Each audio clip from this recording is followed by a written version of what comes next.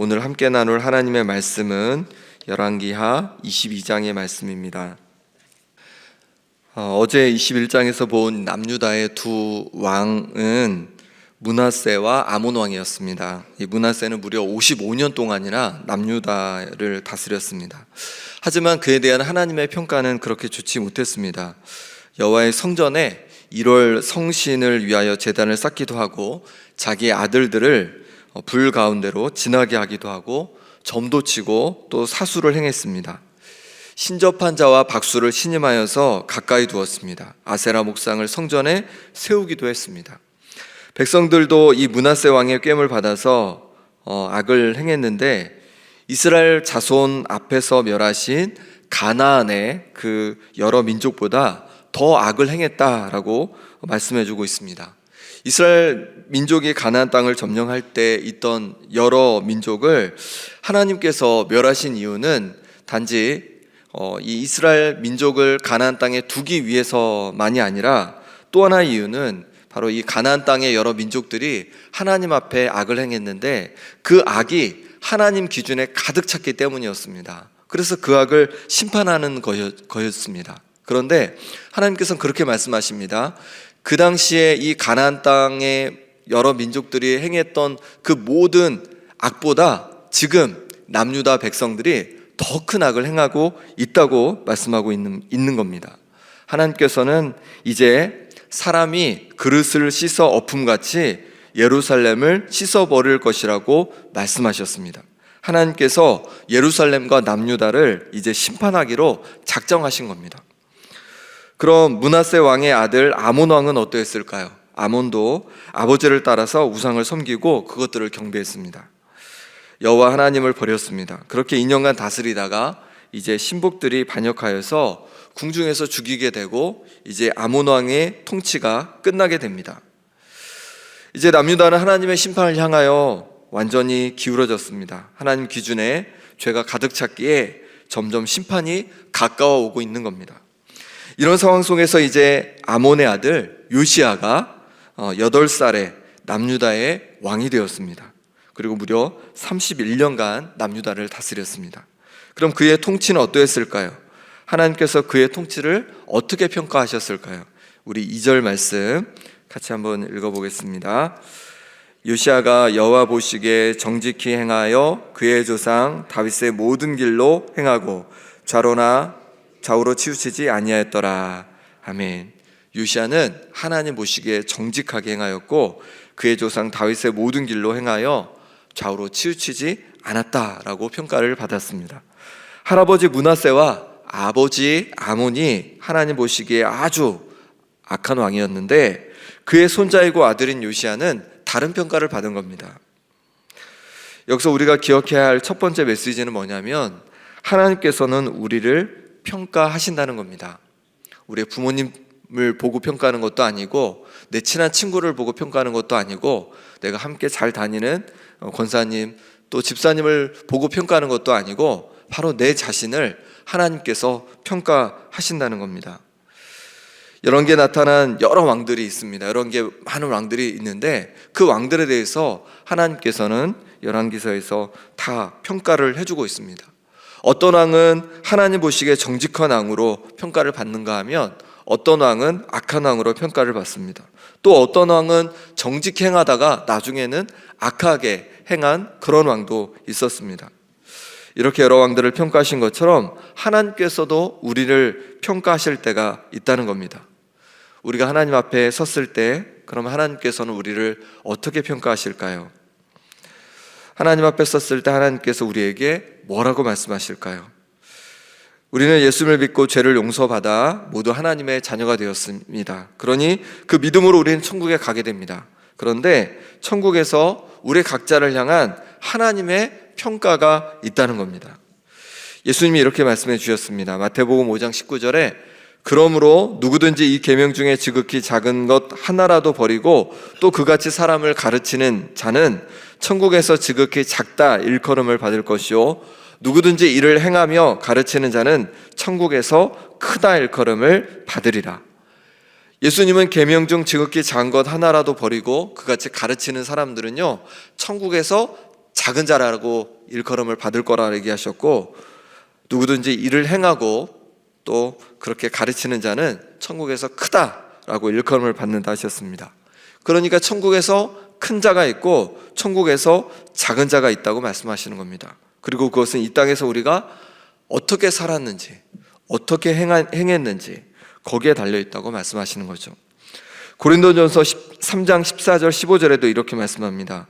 만일 누구든지 그 위에 세운 공적이 그대로 있으면 상을 받고 누구든지 그 공적이 불타면 해를 받으리니 그러나 자신은 구원을 받되 불 가운데서 받은 것 같으리라. 예수님을 믿으면 우리 모두 다 그 믿음으로 구원을 받습니다. 하지만 그렇다고 해서 다 똑같은 건 아니라는 거죠. 예수님을 믿는 그 기초 위에 어떤 집을 짓느냐에 따라서 받을 상급이 다르다는 겁니다. 어떤 사람은 상급을 받게 되고 어떤 사람은 불 가운데 구원을 받는 것처럼 부끄러운 구원을 받게 되는 사람도 있다는 겁니다. 그렇습니다. 우리가 이 땅에서 하나님의 자녀로서 어떻게 살아가느냐에 따라서 하늘의 상급이 있다 말씀하십니다. 그 상급이 구체적으로 어떤 것인지는 우리는 알 수 없습니다. 천국에 가야 알 것입니다. 하지만 상급이 분명히 있다고 말씀하시는 거예요. 그럼 우리는 우리 자신을 향해서 질문해 보는 겁니다. 하나님께서는 나를 어떻게 보실까? 하나님 앞에 나는 어떤 사람일까? 내가 천국에 가면 과연 어떤 상을 받을 수 있을까? 우리가 사람들을 의식하며 살아가는 것도 필요하지만 하나님 앞에 우리가 살아가고 있음을 염두에 두고 그렇게 하나님 앞에서 살아갈 수 있는 우리 성도님들 되시기를 소망합니다. 그럼 이제 요시야가 어떻게 하나님 앞에 이렇게 좋은 평가를 받았는지를 살펴보고자 합니다. 그러므로 해서 우리도 하나님 앞에 좋은 평가를 받는 그 비결을 배울 수 있기를 소망합니다. 먼저 요시야는 성전의 부서진 곳을 회복하였습니다. 우리 3절 말씀 같이 읽어보겠습니다. 3절입니다. 요시야 왕 18째에 왕이 무술람의 손자 아살랴의 아들 서기관 사반을 여호와의 성전에 보내며 이르되, 4절은 제가 읽겠습니다. 너는 대제사장 힐기야에게 올라가서 백성이 여호와의 성전에 드린 은곳 문지킨 자가 수납한 은을 계산하여 여호와의 성전을 맡은 감독의 손에 넘겨 그들이 여호와의 성전에 있는 작업자에게 주어 성전에 부서진 것을 수리하게 하되. 아멘. 이 요시야는 어떤 걸 했냐면 성전에 부서진 곳을 수리하도록 했습니다. 성전은 어떤 곳입니까? 하나님을 예비하는 곳입니다.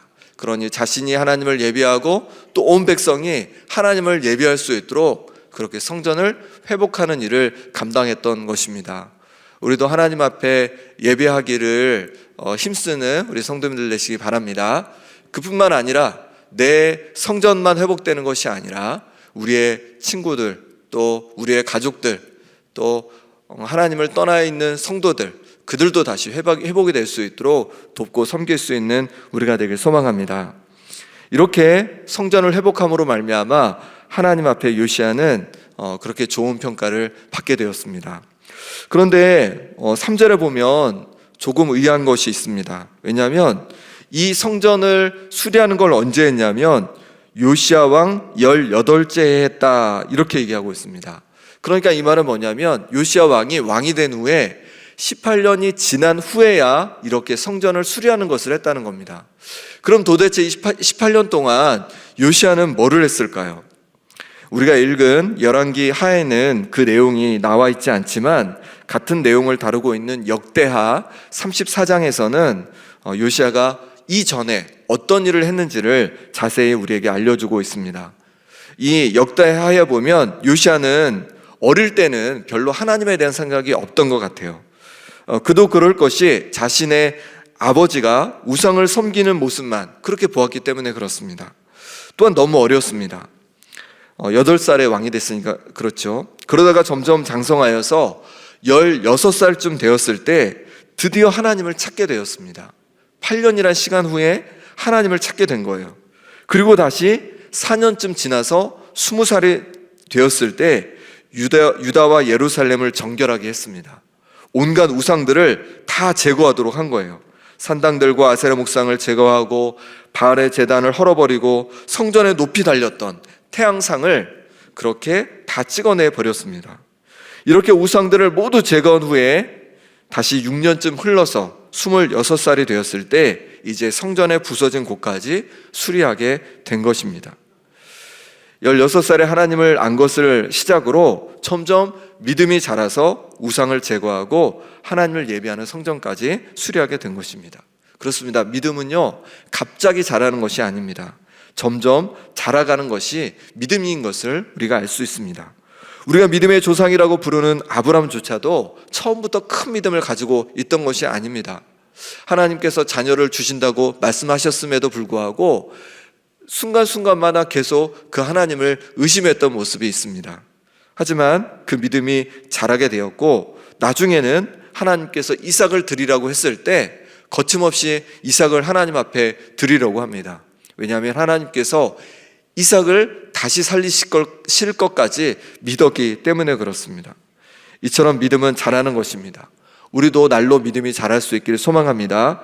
예수님을 믿고 하나님의 자녀가 된 것도 너무 귀한 것입니다. 하지만 거기에 멈춰 있지 않고 하나님은 하나님의 자녀답게 우리의 믿음이 날로 자라길 원하십니다. 우리 요시야처럼 아브라함처럼 날로 믿음이 자라가는 우리 성도님들 되시기를 소망합니다. 요시야는 예루살렘 성전 수리를 위해서 서기관 사반을 대제사장 hil기야에게 보냈습니다. 그런데 그때 대제사장 hil기야가 사반에게 성전에서 율법책을 하나 발견했다고 얘기를 해주는 겁니다. 8절 말씀 제가 읽어보겠습니다. 대제사장 hil기야가 서기관 사반에게 이르되 내가 여호와의 성전에서 율법책을 발견하였노라 하고 hil기야가 그 책을 사반에게 주니 사반이 읽으니라. 하나님의 성전에서 율법책을 발견한 이 제사장은 서기관 사반에게 주었습니다. 그리고 이 서기관 사반은 그 율법책을 요시야 왕에게 가져오게 되고 그 앞에서 율법책을 읽었습니다. 왕은 그 율법책의 내용을 듣자 어떻게 했냐면 그의 옷을 찢었습니다. 그러면 도대체 성전에서 발견한 이 율법책은 무슨 책일까요? 학자들은요, 신명기일 거라 얘기를 합니다. 성경에 있는 창세기, 출애굽기, 레위기, 민수기, 신명기 할 때 그 신명기 책이 바로 여기서 발견한 율법책일 거라고 이야기를 합니다. 신명기의 말씀을 읽으면서 자신들의 조상들이 이 책의 말씀을 듣지 않고 모든 것을 행하지 않으므로 내리실 하나님의 진노가 크다는 것을 이 요시야는 깨닫게 된 것입니다. 그래서 옷을 찢은 것이죠. 그리고는 그 책을 가지고 가서 여호와 하나님께 자세히 물어보라고 그렇게 왕은 얘기를 합니다. 그러자 제사장 hil기야와 서기관 사반 등은 여선지자 훌다를 찾아가서 그 율법책의 내용을 묻게 됩니다. 그때 여선지자 훌다는 그들에게 하나님의 말씀으로 대답해 줍니다. 우리 16절, 17절 말씀을 같이 읽겠습니다. 여호와의 말씀이 내가 이곳과 그 주민에게 재앙을 내리되 곧 유다 왕이 읽은 책의 모든 말대로 하리니 이는 이 백성이 나를 버리고 다른 신에게 분향하며 그들의 손의 모든 행위로 나를 경노하게 하였습니다. 그러므로 내가 이곳을 향하여 내린 진노가 꺼지지 아니하리라 하라 하셨느니라. 아멘. 하나님께서는 이제 이곳 예루살렘과 유다 주민에게 재앙을 내리신다고 그렇게 말씀하시는 거예요. 읽은 율법책의 내용대로 재앙을 내리시겠다는 겁니다. 왜냐하면 이 백성이 하나님을 버리고 다른 신을 분향하며 모든 그들의 행위로 하나님을 노하게 했기 때문에 그렇습니다. 그 진노가 꺼지지 않을 거라고 말씀하시는 거예요. 므낫세 아몬 왕 때 한 죄악이 너무 커서 아무리 요시야가 개혁을 했어도 하나님의 진노를 막을 수 없다는 겁니다. 이런 겁니다. 길을 가다가 한 사람이 돌에 발에 걸려서 넘어집니다.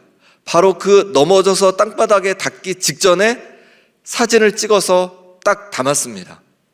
그 사진이 지금 예루살렘과 남유다의 상황이라는 거예요. 이미 그 할아버지 므낫세와 아몬 왕 때에 예루살렘이 기울어졌다는 겁니다. 하나님께서 이미 심판하기로 작정하셨다는 겁니다. 그러니 아무리 요시야가 개혁을 했어도 이거는 돌이킬 수 없다고 말씀하시는 겁니다. 이런 절망의 순간에 하나님께서는 요시야 왕을 향한 그 예언도 한 가지 말씀해 주십니다. 우리 19절, 20절 말씀 같이 읽겠습니다.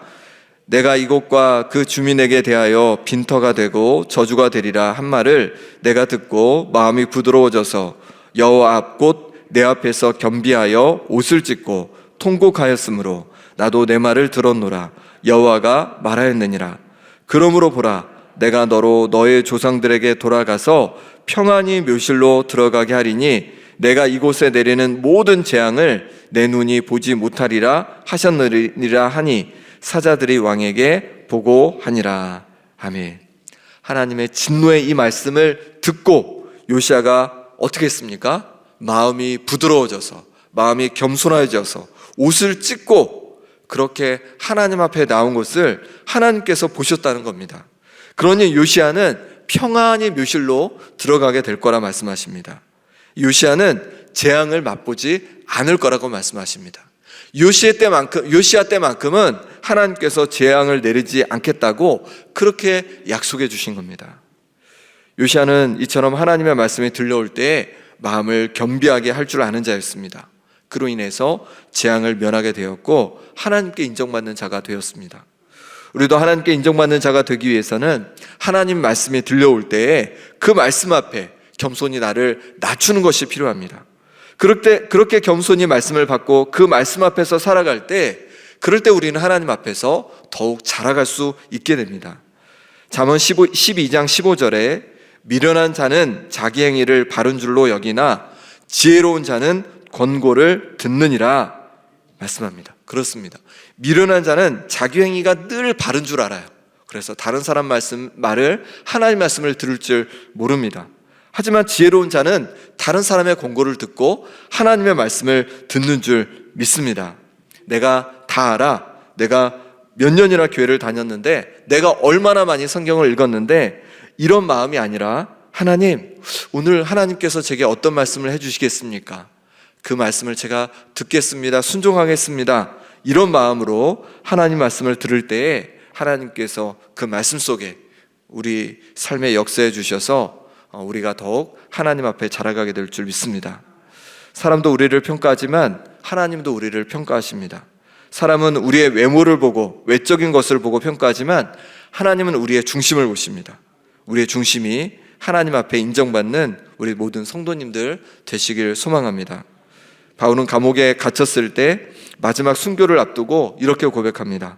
디모데후서 4장 7절 8절에 나는 선한 싸움을 싸우고 나의 달려갈 길을 마치고 믿음을 지켰으니 이제 후로는 나를 위하여 의의 면류관이 예비되었으므로 주 곧 의로우신 재판장이 그날에 내게 주실 것이며 내게만 아니라 주의 나타나심을 사모하는 모든 자에게도니라. 아멘. 바울은 이제 마지막 죽음을 앞두고 순교를 앞두고 내가 이제 선한 싸움을 다 싸우고 나의 달려갈 길을 다 마치고 믿음을 지켰으니까 이제 의의 면류관이 나를 위하여 예비되어 있을 거다라고 하면서 그 하나님 앞에 갈, 또 하나님 앞에 받을 상급을 기대하며 마지막을 준비했습니다. 그렇습니다. 우리도 마지막 순간이 반드시 옵니다. 그 마지막 순간에 이런 고백을 할 수 있기를 소망합니다. 하나님, 제가 선한 싸움을 싸웠습니다. 하나님 나라 복음을 위하여 선한 싸움을 싸웠습니다. 이제 나의 달려갈 길을 다 마쳤습니다. 끝까지 내 믿음을 지켰습니다. 하나님, 이제 제가 저를 위하여 의의 면류관을 준비해 주신 줄 믿습니다. 이 시간에 주님께로 나아갑니다. 이 고백이 저와 여러분의 고백이 되기를 소망합니다. 함께 기도하겠습니다. 하나님, 사람들보다 하나님 앞에 칭찬받는 내 인생이 되기를 원합니다. 나의 믿음이 주님 앞에서 날마다 자라가게 도와주시고 하나님께서 내게 말씀해 주실 때 겸손히 나를 돌아보며 삶을 변화시켜 하나님께 칭찬받는 인생 되게 하여 주옵소서. 담임 목사님 영성주간을 갖고 계십니다. 기도회를 준비하고 계신데 성령으로 충만케 하여 주시고 말씀으로 충만케 하여 주옵소서. 그래야 고난주간 정규행 기도회를 통하여서 온 성도들이 함께 말씀의 은혜 받고 또 새 힘 얻게 하여 주옵소서. 이 시간 우리 함께 기도하겠습니다. 하나님 아버지, 하나님 앞에 우리가 나왔습니다. 하나님, 사람들에게 칭찬받기 위해 쓰고 아버지 하나님 노력하기보다 하나님께 칭찬받는 우리의 인생이 되어지길 원합니다. 하나님, 부족한 우리의 믿음이 날마다 자라가게 하여 주시고, 하나님 말씀이 들려올 때 그 말씀을 아버지 하나님 거부하는 것이 아니라 말씀 앞에 우리를 돌아보고 삶을 변화시켜 하나님께 칭찬받는 우리의 인생이 되게 하여 주시옵소서. 하나님 아버지, 담임 목사님 붙잡아 주시기를 원합니다. 영성 중앙 가운데 계십니다. 하나님, 성령으로 말씀으로 충만케 하여 주옵소서. 그러므로 말미암아 고난주간 정규행 기도를 통하여서 온 성도들이 함께 말씀에 은혜 받고 새해 먹고 또 결단하는 귀한 은혜의 시간 될 수 있도록 역사하여 주시옵소서. 하나님, 오늘 하루의 삶도 주님 앞에 온전히 의탁하며 나아갑니다. 오늘 하루도 하나님 앞에서 아버지 하나님 살아가게 도와주시고 하나님 앞에 영광 돌리는 우리의 삶이 될 수 있도록 역사하여 주시옵소서. 하나님, 우리 삶에 찾아오시고 우리를 만져주옵소서. 하나님 아버지, 사람에게 칭찬받기보다는 하나님 앞에 칭찬받는 우리의 인생이 되어지길 원합니다. 날마다 우리의 연약함을 기억하며 하나님 앞에 우리의 믿음이 자라가게 도와주시고, 또 하나님의 말씀에 들려질 때 겸손히 우리를 낮춤으로 말미암아 그 말씀 앞에 순종하며 우리를 변화시켜가며 그렇게 살아가고, 그렇게 하나님 앞에 칭찬받는 자로 그렇게 세워져 갈 수 있도록 인도하여 주옵소서. 담임 목사님 영성 중앙 가운데 있습니다. 말씀으로 충만케 하여 주시고 성령으로 충만케 하여 주셔서 정규행 기도를 통하여서 모든 성도들이 말씀에 은혜 받고 또 모든 성도들이 하나님 앞에 결단하는 귀한 시간 되게 하여 주옵소서. 예수 그리스도의 이름으로 기도합나이다. 아멘.